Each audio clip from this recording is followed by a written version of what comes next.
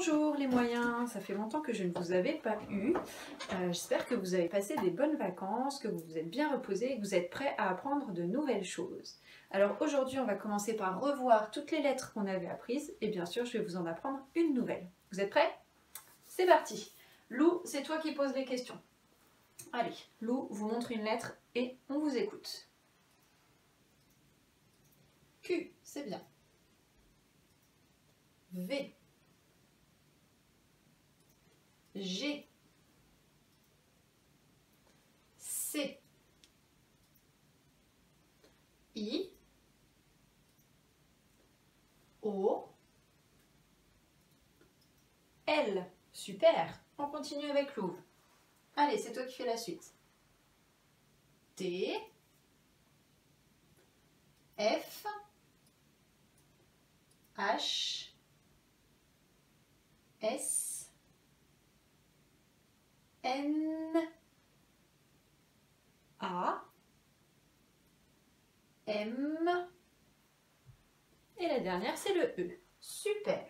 Et aujourd'hui, Lou et Louve vont vous apprendre cette lettre-là. Cette lettre-là, c'est la lettre U.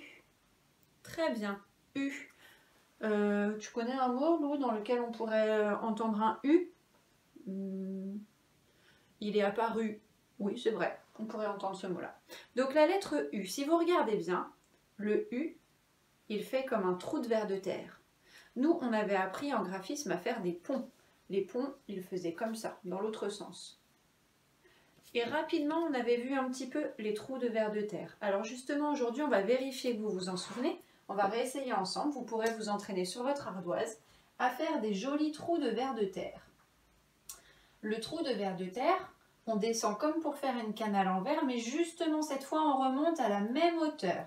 Les deux côtés du trou de ver de terre doivent être de la même hauteur. On imagine que notre ver de terre, il descend, il creuse et il remonte à la surface de la terre. Donc, on ne peut pas avoir un trou de ver de terre où c'est plus petit d'un côté. Non, il faut vraiment que les deux côtés du trou de ver de terre soient de la même taille. Vous allez vous entraîner à en faire 5 sur l'ardoise, comme d'habitude.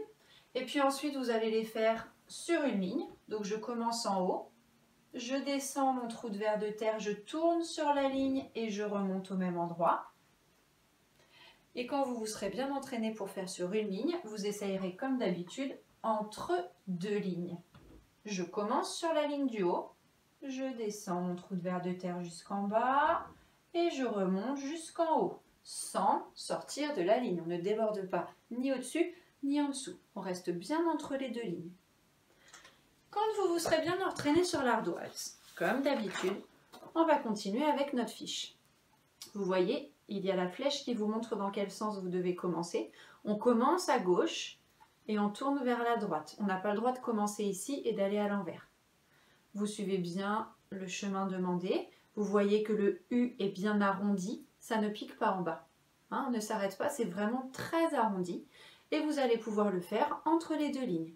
Vos parents peuvent vous aider pour le premier U et ensuite vous devez être capable de faire tout seul la suite. Je vous envoie aussi le petit chemin de lettres. Ça fait longtemps qu'on n'avait pas fait notre chemin de lettres. Alors vous ne pourrez pas le coller dans le cahier d'autonomie comme d'habitude. Ce n'est pas grave, on le mettra dans le classeur, dans une pochette. Mais vous allez devoir colorier tous les U pour pouvoir reproduire le chemin de lettres. Le chemin, vous voyez, il y a le premier U en haut, l'autre à la fin en bas. Et il va falloir reconstituer ce chemin de lettres en coloriant au crayon de couleur. Et on s'applique bien sûr. Bon, tout ça, ça ne devrait pas vous poser trop de problèmes. Je pense que vous êtes prêts. Lou et Louve, vous venez les encourager? Allez, au travail les moyens.